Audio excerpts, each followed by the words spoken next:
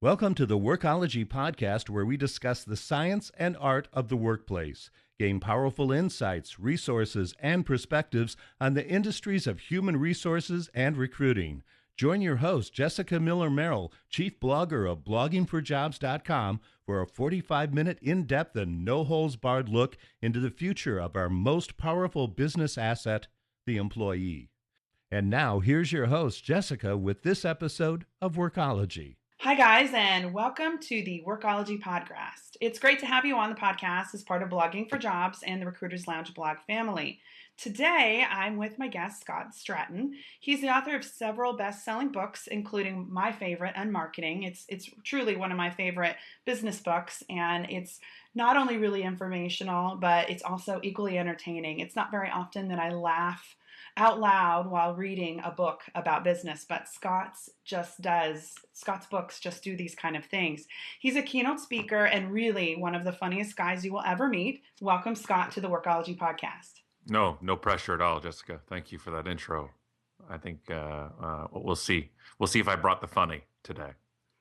Either way, it'll be a good podcast. We're gonna cover on a lot of different things. I want to talk about your new book that just came out called Unselling, and then kind of just maybe talk about some social media. We'll just kind of see where the conversation takes us. You got it. So let's talk about a little bit about your background. Who's Scott Stratton?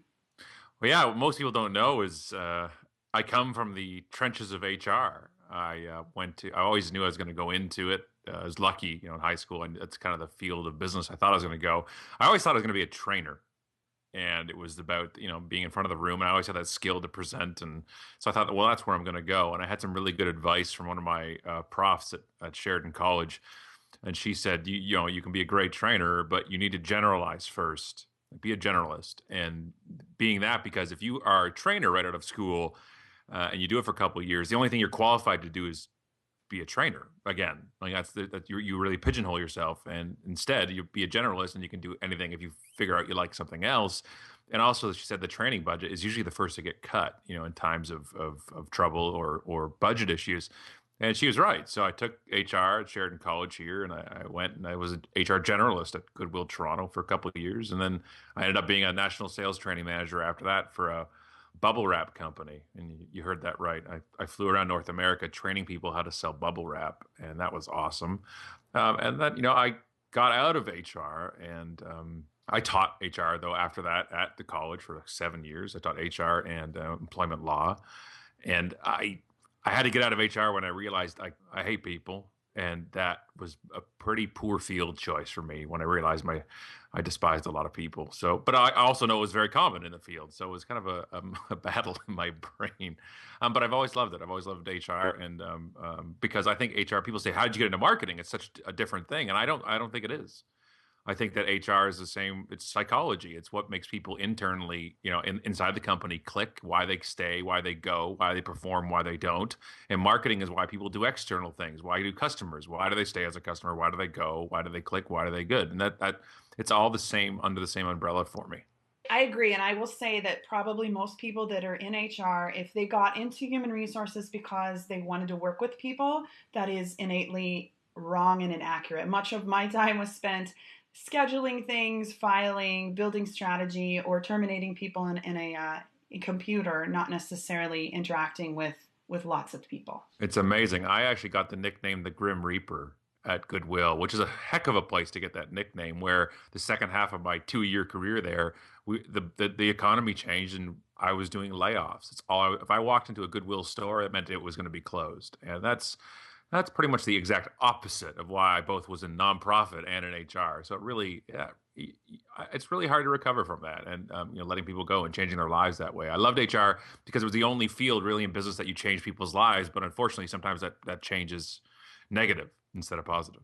I've always said that the human resources industry is a lonely one. It's not one where you can be friends with necessarily people in your workplace, because the guy or the group of people that you're going out with for evening drinks, maybe on a Friday, come Monday might be involved in a sexual harassment investigation that you're having to do. So a lot of HR folks will kind of shy away from being friends with folks at work.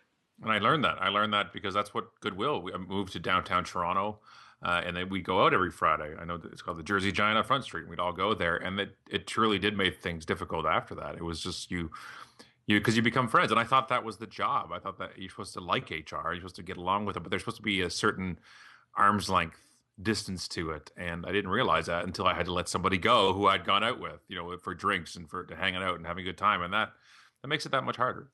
It does. It does. But and I will tell you that if you travel and go, and speak at a lot of HR conferences or attend, as maybe many of our podcast readers or podcast listeners do, HR conferences are some of the most fun. And I think it's because collectively we don't get to kind of let our hair down. And so SHRM conferences in particular tend to get really crazy. There are many things that I will not ever share because my eyes still hurt and ears still bleed from the things I've seen and heard. But I think it's because we can't really be ourselves at work. And so when we're among peers, we really get a little wild and wacky. If you have a company event or conference or retreat, you can't, do much of anything. You're the HR person there. Actually, people actually don't want you in the room for the most part.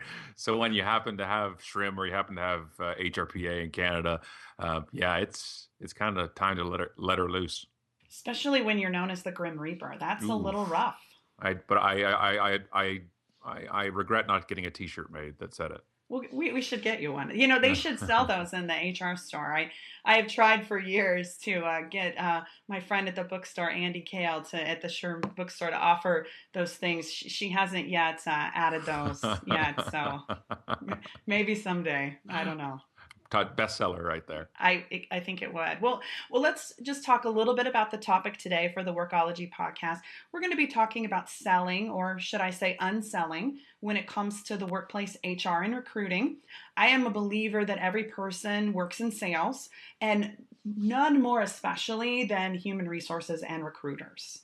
I agree, and that's where it's funny. I got into the marketing. We started on marketing 12 years ago, and it's like me getting behind enemy lines. Like I got in there to secretly and quietly, backhandedly bring in the point that how important HR is. It's like I'm one of you, and I went undercover because the underlying theory between all the books, really, especially for the new one with Unselling, is that the best way we can sell, the best way we can market is to hire the best people. And how I noticed that HR and marketing and sales are all run in silos in companies, and they're never really meeting much at the boardroom table. And it's HR goes and hires, and marketing does their thing. But it's the same. If you hire great people in customer service, great people in marketing, it's all the places. That's a huge difference. Like you can have the greatest marketing program in the world, and if it's not executed properly by the people you've got, it's not a marketing program at all. We see it a lot, especially in the hospitality industry, where the frontline workers and the front desk people or the servers have no idea about this new promotion because they haven't been educated, by the way, or they don't care about it, and it really just makes it fall flat. And if marketers want a better adoption of these programs, and the people working within those programs are the ones who are going to do it. Yeah, and that happens through good hiring, and then also through good communication and good relationships with your employees or your peers. It's exactly that, where the point is that you can't avoid problems. I think one of the biggest selling points and that's why we came up with the term unselling, is it's just not the transaction. It's just not the time where you invoice the client or the customer, or they give you their credit card or their bank card. It's what happens after to create the next sale and the next sale. When you go to Yelp or TripAdvisor or any of these places that have kind of consumer reviews on it, so many of the negative opinions are about the people at the company or the people's reaction to a problem at the resort, the restaurant, the hotel, wherever it is. And these are all people-driven problems. And so it comes back down to who is in those roles for the company. Speaking of Yelp and TripAdvisor, have you heard about the San Francisco-based restaurant that is actually offering a discount, I think, on their food if you leave a bad review? We did. We talked about it on the Allison and I do the podcast. We brought it up on our last show. Was the offering 15 or 20% off their bill if you leave a 1-star review, because they were fed up with the Yelp, as they saw it, the Yelp extortion of, hey, if you become our advertiser, we can somehow make those bad reviews kind of go down farther on the list and stuff. And So I thought it was hilarious. I know it's breaking Yelp's terms of service and you can't offer discounts or incentives for people to give you reviews, but I thought it was brilliant. And it's funny because Yelp's asking them to pay to become an advertiser and they're demanding they take down these 1-star reviews or stop giving people incentives to leave them. I think they're hilarious. Like the pizza was too round, like some of the reviews. They're just very, very funny. And they got the publicity that they wanted. Yeah, that's worth more than any Yelp advertising, I would think. I mean, we're talking about it here on an HR and recruiting podcast. So Right.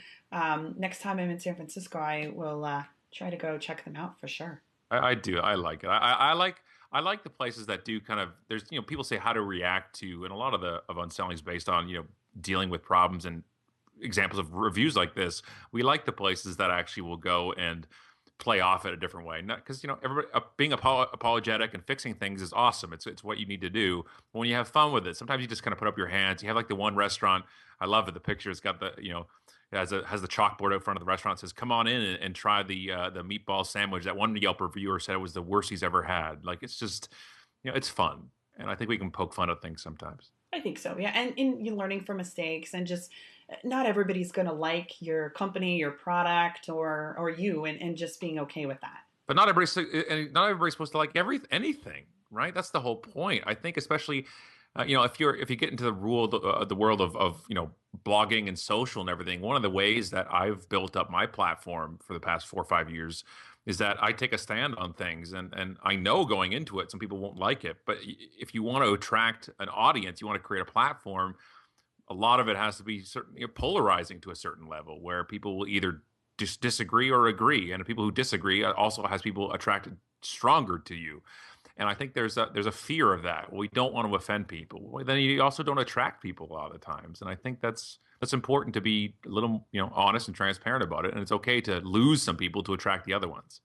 That was a hard thing for me as getting into this blogging world, is when the first person like publicly wrote a negative post or a negative comment on my blog. It's like, oh my gosh, it stabs you through the heart a little bit. It does.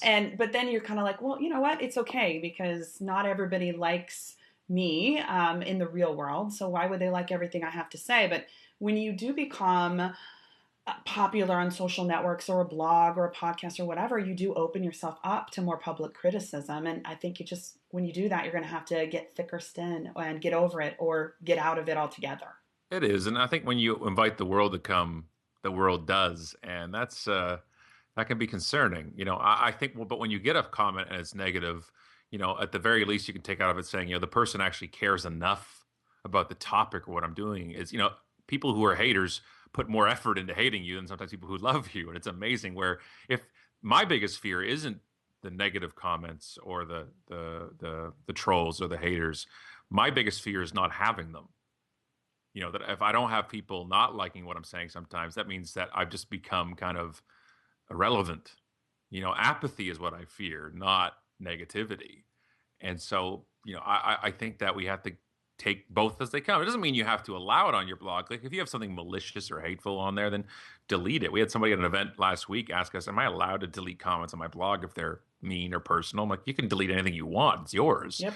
It doesn't give people there's no permission. Freedom of speech has nothing to do with a blog comment on your blog. It's amazing that we think, well, either it's all or nothing, and it's not. I think if people don't treat you with respect or something in your own house, then you can tell them to leave your house.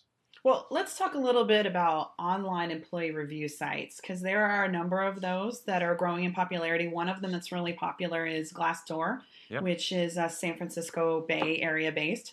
And they're extremely important in HR and particularly recruiting. I like to think of them as the TripAdvisor for the workplace. What advice do you have for an HR or recruiting team who receives a very public negative review about their company on either a Glassdoor or the social media site? When an employee puts it, it's exactly what that is. It's the Yelp TripAdvisor for recruiting, and I think it's fantastic that we have this kind of crowdsourced real view of a company, because we all know, and myself, I did recruiting at Goodwill in the retail level. We all know recruiting is kind of the honeymoon phase, right? There's everybody loves each other, everybody's happy and puts on a smile, and the real world hits in. And I don't think if you have a lot of, let's say if we get a lot, like the majority of our employee reviews on Glassdoor are negative, we don't have a Glassdoor problem. We don't have a review issue. We have a company issue. Like we have to understand that that maybe there is a problem here. And although as recruiters, you look at it and say, we have to try to sell our company and these are hurting it, it's the company that's hurting the company. And if it's one review, which is, almost kind of out of nowhere, and then there's like 10 great ones and one bad, terrible one, or 100 great ones and one bad one. Well, then there's a different thing because, they're not all true. Something being anonymous is a wonderful thing and an easy thing to lie. And sometimes we have vendettas, sometimes it's revenge, and sometimes we have personal grudges, and sometimes it's fake and it's like a recruiter from another company. So all those people deal with on the consumer side of things too. At Yelp, with TripAdvisor, all those same things happen.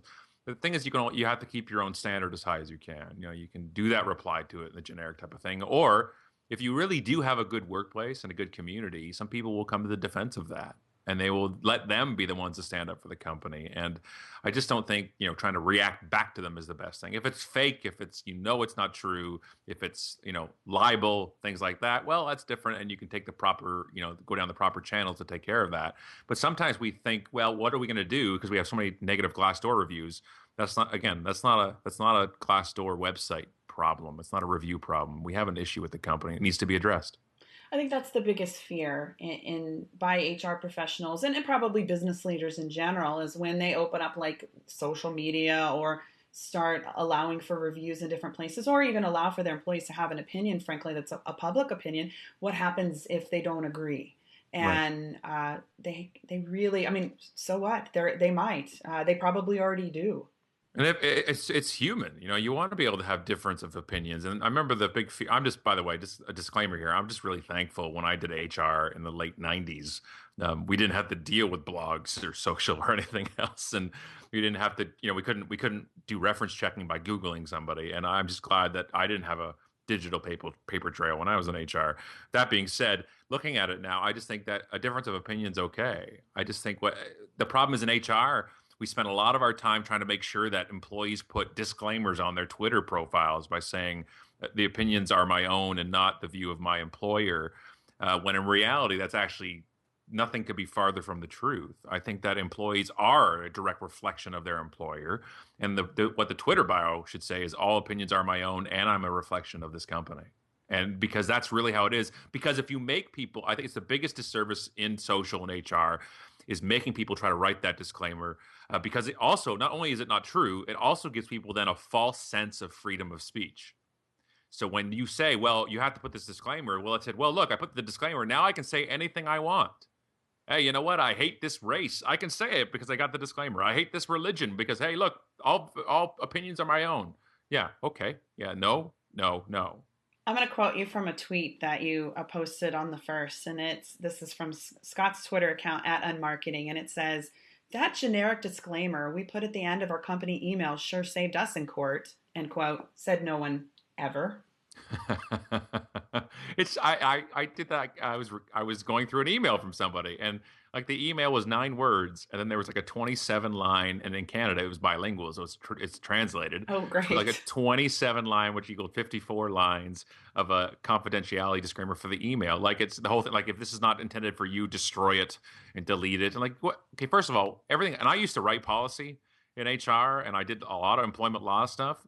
I've never, ever seen a case study or a court case or any precedent set in any country about saying, you know what, you sent company confidential secrets over here. You've broken one of our contracts, but wait, we used the disclaimer, so we're off the hook. It's never held up in court. It's useless. It's false sense of security again, where it's like, who's ever read that and said, oh, I got to delete this? If it's not meant for you, then it's not meant for you. This disclaimer means nothing. It's this HR kind of safety net, but also communications obviously plays a huge part of that as well. It's a big safety net that actually has no netting. It doesn't do anything except it just annoys it. You've ever tried to go through an email chain between 1 or 2 to 5 people, and every one of them has a disclaimer? It's like 73 pages long. Yeah, imagine printing that off. So, which we do as well. Yes. Well, and this would be, and I will ask we have several U.S. Employment law attorneys that write on Blogging for Jobs. So I can't speak for them, but this would be interesting because I'm sure that they will pull some case law for me somewhere that says when in fact this disclaimer might have saved somebody in some small instance. But I think overall, it is really a waste of time. Certainly, definitely on your Twitter bio. I mean, come on, it's not going to keep me from firing you for, tweeting something inappropriate or talking about how you weren't really sick when you called in. It was just because you were hungover. It's just a knee jerk reaction to a new world. Like we didn't have to deal with this. Back in my day, I didn't have, like I said, I didn't have to deal with this. So, and social media really exploded in the grand scheme of things and of timelines of communication. It really did explode, and everybody started using it. Like I remember back in the day when we were deciding in HR who should get an email account for the company, right? Like you had a certain number of emails. Well, you only got this, you only got this. And it was a different world. And we had time because everybody just gradually adopted it. And social just kind of, Twitter just explodes in 2009, especially in 2010. And people were like, well, what do we do? We'll just slap a disclaimer on things. Because that's how we know how to work. If we're scared, slap a disclaimer, put it in the email, put it on the Twitter account, put it on the Facebook account, and just do it this way. We trust and love our employees, but you can't tweet with our name in it. Look, if you don't trust your employees to tweet, that's a trust issue, right? That's not a Twitter issue. Agreed. Well, look, you are extremely active on social media.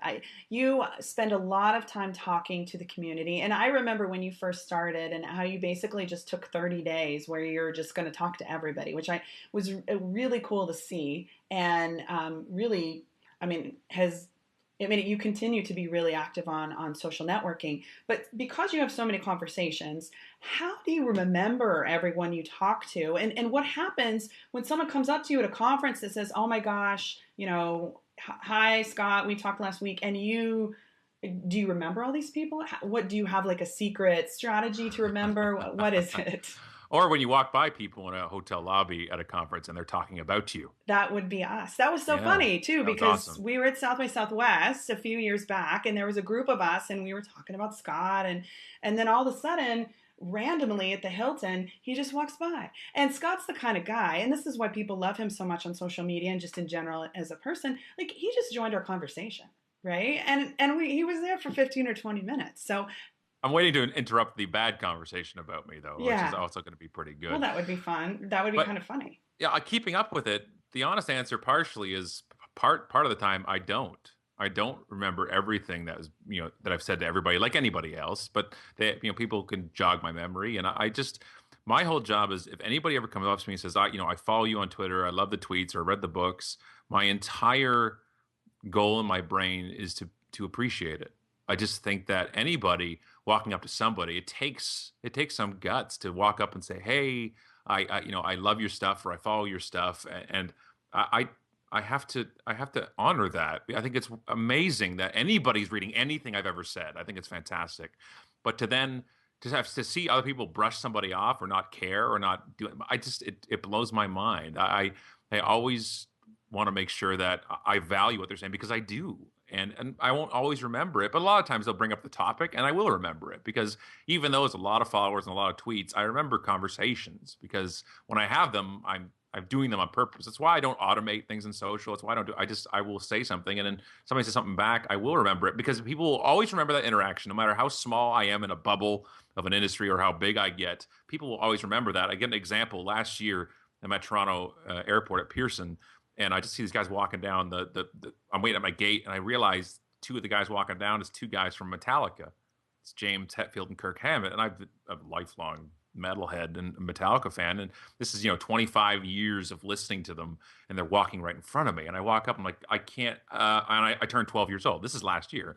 And I can't even speak properly. And I'm like, Kirk, to go to the guitars. I'm like, can I take a photo or something with you guys? And he just looks at me and brushes me off. He's like, no, and turns away. And I'm about to throw up.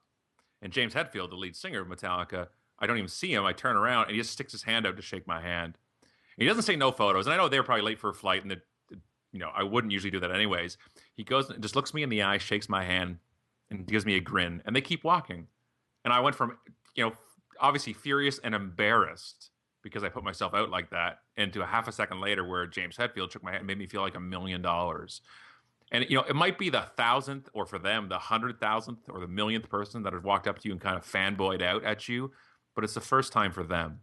And you got to remember that, because if you react differently to people, they're going to remember that more now. Like, remember that time when Scott brushed me off at that conference? And that's that there's an impact to that. probably the most memorable moment for me just in general when I started to realize like how wonderful this Twitter thing might be is it was about 5 years ago when I was traveling actually internationally to Toronto to go to a conference. It was my first time to kind of step out from behind the blog into the real world and meet people. And a woman walked up to me in Dallas, Fort Worth, and at the airport in Dallas and said, "You're blogging for jobs. I follow you on Twitter, and I have a son who is about the same age as yours, and I tried that frozen bagel. My daughter was teething, and it worked." And I thought, what the heck? That's weird, Yeah, right? it was creepy, but very cool. Yeah, it's a weird kind of thing. Very cool. It gets kind of creepy sometimes. And Allison and I were at an event a week ago, and somebody at a dinner. I was actually the plus one at this event, and Allison was speaking it, who's my co-author with Unselling and all the books, and also my co-author of Life. And we're sitting at dinner, and Allison introduces me to this couple who's sitting there at the event, and she's like, "Hey, this is Scott." They're saying, "Oh, hello," and the woman looks at me and goes, "Well, that's funny. Your name's Scott because you actually look like Scott Stratton." And I thought she was just she's just playing with me, and I'm like, "Oh, yeah, I know, right?" And she turns around and starts talking to somebody else. I'm like, "Was she serious?" And I'm like, "That's because I am Scott Stratton." She's like, "What?" And she turns to somebody else. She's like, "Is that Scott Stratton? Is that Scott? Is that?" And Allison's like, "Wait, you don't think I can be with Scott Stratton? Like, what are you trying to say here?" And then, of course, she's horribly embarrassed by it and realizing. And she looks at me and goes, the first thing she says back to me after she realizes who I am, she looks at me and goes, "Wow, you've lost weight." so so I'm like, okay, I think I've lost like 25 pounds, and I just thought it was more hair. I got the beard and the hair is longer, and I'm like, and she's like, "I'm so embarrassed." I'm like, "It could have been worse. You could have said you look like that jackass Scott Stratton or something like that." Like she could have totally thrown herself right under the bus. But that was quite hilarious, and I laughed for a good day and a half after that happened. Oh, she went home and oh man. You just never know. I mean, that's the beauty of social media, who you're going to meet or who you're going to connect with. It's, yeah, awesome. Yeah, for sure. Well, let's take a little bit of a reset here. This is Jessica Miller Merrill, and you were listening to the Workology podcast powered by Blogging for Jobs. The topic today is unselling in HR and recruiting with my guest, Scott Stratton. Every year, we do a reader survey on bloggingforjobs.com, and I personally am not a fan of the hard sell, particularly cold calls or prizes for attending a demo. And that's very common in the human resources and recruiting industry. So I always like to ask my readers for how many times they get sold to a week, either some sort of email or phone call or the like. And my readers tell me consistently, and this is from last year's data for 2013, that they are being sold to 8 to 15 times a week in some form. I want to give some advice maybe to the folks who are selling this services, technology in the HR and recruiting space. What advice do you have for them who are trying to sell to HR? How can they use your methods of unselling and still close the sale? Well, I think that unselling is certainly not anti-selling, and we all run businesses. We all have to make a living and pay bills and have a couple of dollars left over. I think that unselling is just realizing that it's not about just the transaction. It's what leads up to it and what's afterwards. That's why the book cover is blank. It's just, a white cover on it, because it's not about the bells and whistles or even the brochures. There's nobody has a problem with selling to them or even advertising.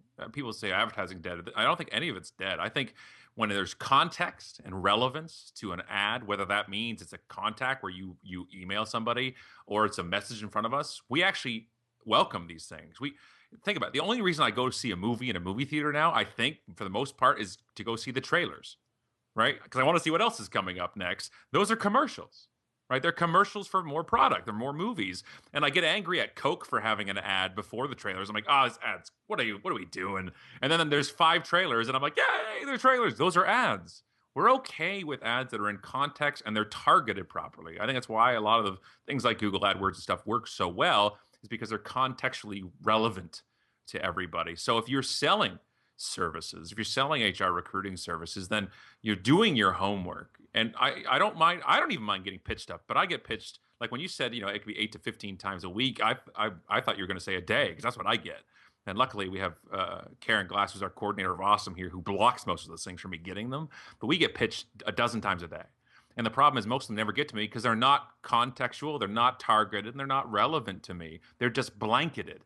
And the problem is that shotgun approach is just not the way we need to be doing things. We have so many tools and so much data now that doing the shotgun approach, the mass mail, the cut and paste mail, the blast fax, is just lazy. It's not unselling. It's lazy selling. It's not even selling at all. It's just trying to do this, set it and forget it. I don't think sales, especially on a B2B level in recruiting and in HR, especially on the software side of things, I don't think we should be trying to scale our sales techniques. I think that you only have a handful of customers you're pursuing at any given time, that they should be personal and direct. I think we need to fix our basics of selling. I think we need to do trade shows better. If you're exhibiting a trim and you're sitting there going, you're just kind of blasting out stuff and you're getting the branded stress balls and all these type of things, and that's it. And you're just scanning their ID badges. I don't know if that's selling well. We used it in one of the first books. Example, when I was at HRPAO, when it was called that in Canada, and I was a third-year student in HR, and I went up to one of the HR management software providers, and nobody gave me the time of day. None of the big companies, ADP didn't give me time of day. None of these companies gave me the time of day. And then I went to this one kind of a startup kind of software, and he took 20 minutes with me explaining why the software works the way it does. And I was a huge geek. And I was coming into HR with this extra talent of not only being HR oriented, but tech oriented, which was very rare, especially in the late 90s. It was very rare. And so 6 months after I got the job at Goodwill, guess who was making the decision on what enterprise level purchase we were making on an HR management software? And that was me, because I knew tech and I knew that. And who we bought from would be that company. Yeah. And that was the thing. And so people say, well, how do we do sales better? I'm like, you're actually doing your current stuff wrong. Like, trade shows don't have an ROI. Doing them well has an ROI, right? Doing it right has an ROI. The problem is, like, if you go to a trade show and everybody does a badge stare, they look down quickly and are you relevant enough for me to talk to you or not? I've done a lot of trade shows on both sides of the booths. And I just think we can do those existing things. For every generic LinkedIn pitch you send to people, there's 1 out of 1,000 people who realize, you know what, I'm going to talk to this person and get to know this person. So when they have the need for our software service, they have no hesitation in asking me about it. We are getting ready to go to a conference, and by the time this podcast goes live, it will have already have passed, but it's in Las Vegas. It's called the HR Technology Conference. And being a blogger in the industry and somebody who's seen as an influencer, it's always interesting because I don't necessarily like to be in the spotlight. I'm a little bit of an introvert sometimes, especially in large groups, but I kind of like to be the underdog and covert and go around the booths and just ask questions. I don't tell people who I am. So it's always interesting to see how the sales guys and gals treat you when you don't have like the shining spotlight that says, I'm a big deal, please talk to me, like treat me better. And for me, like, I want to be that way because that's what my blog readers are going to be experiencing themselves, unless they're a company, what I call the golden nugget. So these are these Fortune 50, Fortune 100 companies that every technology in my industry wants to have, on their website as a customer. So I want to have a regular sort of interaction with somebody on the expo hall and ask them questions. So it's always kind of interesting who, kind of gives a damn and who doesn't. But the companies that do are the ones that I want to blog about or tweet about or share, with our readers. You never know who's walking by. But I got to say, firstly, there is an HR conference and it's happening in Las Vegas and it's about tech, and I'm not speaking at it. What is going on here? Like, for your favorite city in the world. I know. And I recommended your podcast that you have about Las Vegas. Vegas 30, yeah. For people over 30 in Vegas, too old to stand in line, but too young to retire to the bingo hall. I don't know what's wrong here, but I don't know why I'm not speaking at this yearly, if not monthly. Like, there is a big problem here. There is an HR conference almost every month in Las Vegas. I mean, I was there last month for a user conference, and then this month for the HR Tech Conference. So what's wrong with people? Well, why are they, I don't understand. We need to get you more about this conference is particularly fun. You have about 300. It's all about the tech, so it's kind of like the CES of HR, if you will. And there's sessions and good conversations, but it's all about the demos. What's new? I like tech. I'm a tech. Ooh. I have a beard, for crying out loud. I'm a hipster. I could do these tech things. I don't know why. I don't understand what's going on. Well, But we'll connect you to Steve Bowes over there and see what we can do. the thing about trade shows, walking up and you don't want to be treated differently, that's actually the perfect way to do trade shows. And Allison, again, the co-author of Unselling, and when she was running Nummy's Nursing Bras, I had the honor of working with her in her booth at the ABC Kids show in Vegas, which is, by the way, I never thought I'd say I got to work a bra booth at a show, and that was one check off the bucket list. And so the problem is all the vendors at the show, except for Allison, I learned a lot from her at this show. All the vendors were looking for the people walking around the tag because they're all retailers buying your products to put in their stores. Everybody was looking for Target and Walmart. They're looking for the big ones. And the people who had Target and Walmart had their names flipped around because they didn't want to have that people running over them. But Allison treated everybody the same way that came into the booth. It could be media. They could have a store. You'd never know who you're talking to or who they know or who they're also writing for or who they're also buying for. And she treated people with being kind and gave them, made them feel like they're the only person in the world when I, wouldn't usually do that. And she would just, everybody felt that their time was being honored. And these trade shows, you're ready to fall over, they're tiring. And the booths, the vendors, they're tiring for them. They're standing on their feet for sometimes 4 or 5 days. Sure. And we walked CES last year, and we walked it, and we nearly died. And then we were just walking to look around. So it's amazing whenever you treat somebody. It might be the 50th person to your booth, but it's the first time they've talked about your product, and you got to keep going. And I've worked McCormick Place in Chicago when I was with the packaging company. You have to take the number 9 bus to the other end of the place because it's so huge. I get it, but you never know, that could lead to that sale, and especially when your sales are B2B. That means the sale is not $20. It's $20,000 or $1 million. There's a lot of importance in each person. Agreed. Well, let's talk a little bit about your book, Unselling. And you say in the book, 60% of purchasing decisions are made before the customer even contacts you.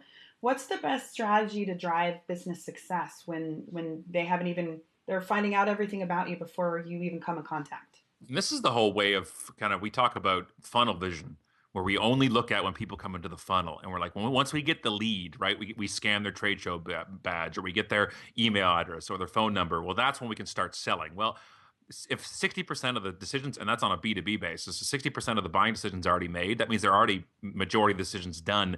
But where they make that decision is in the sales cloud. That's before your funnel. Everybody's funnel is after that.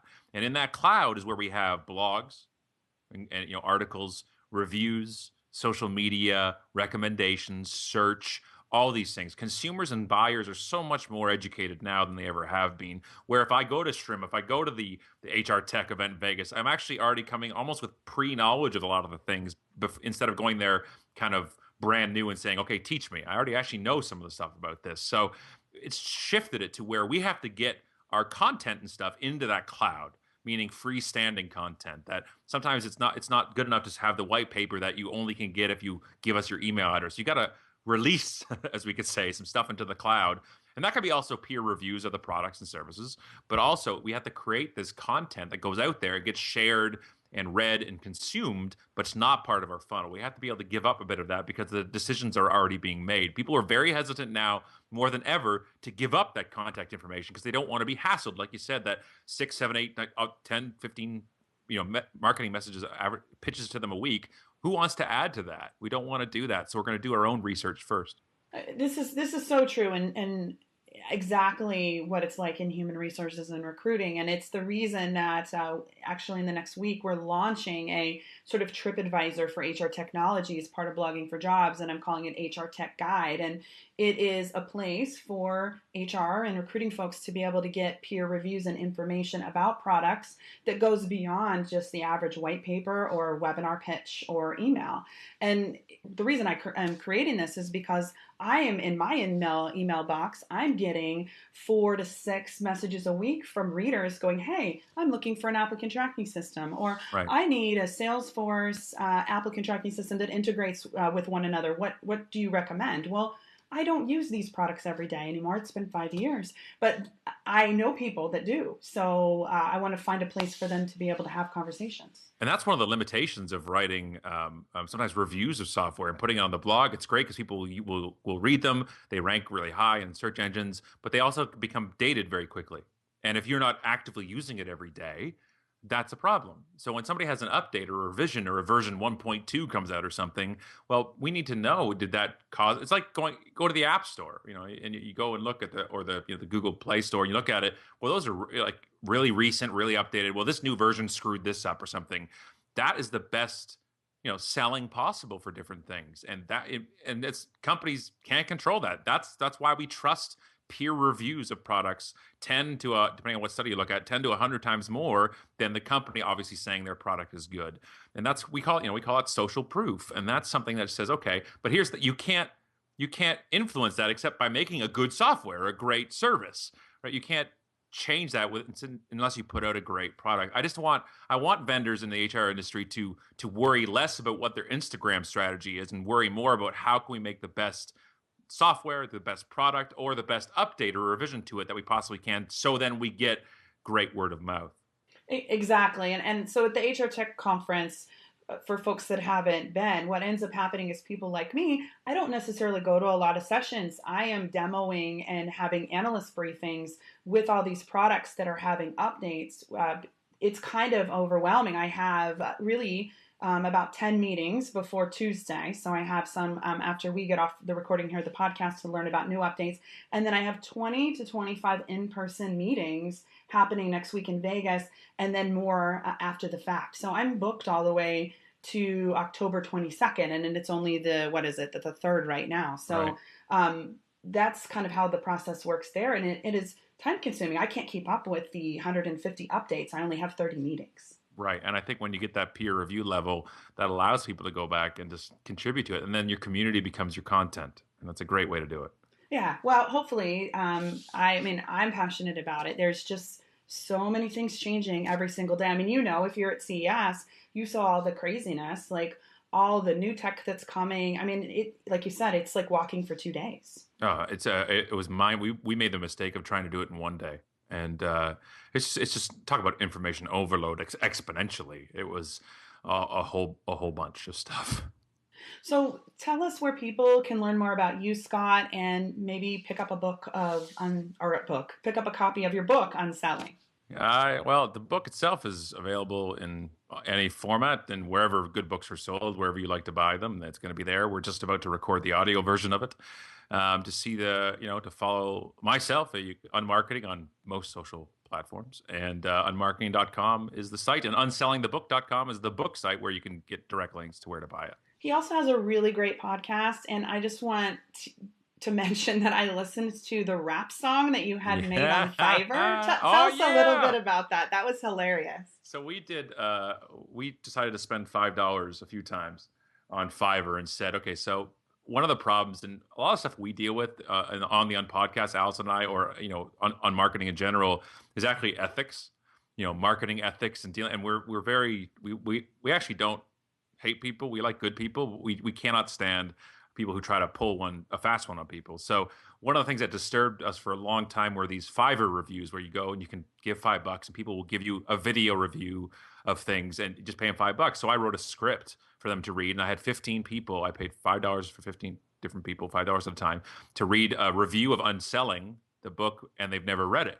And then we spliced it all together, and then we also bought a rap song for $5.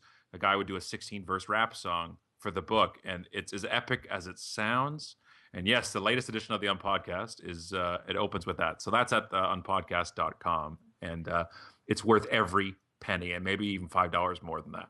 Oh my God, it is great, and I'm thinking about, my gosh, how can I use Fiverr to make something really awesome for whatever I'm cooking up. But I want to thank you, Scott, for taking the time to talk with us today on the Workology podcast. Appreciate you and appreciate your time. Oh, it's really nice talking to you, Jessica. Great. Thank you, everyone else, for tuning in to talk with us today and listen. The Workology podcast is a place where we discuss the science and art of the workplace, HR, and recruitment. Until next time, you can visit Blogging for Jobs to listen to all past episodes of the Workology podcast. Production services for the Workology podcast with Jessica Miller Merrill provided by Total.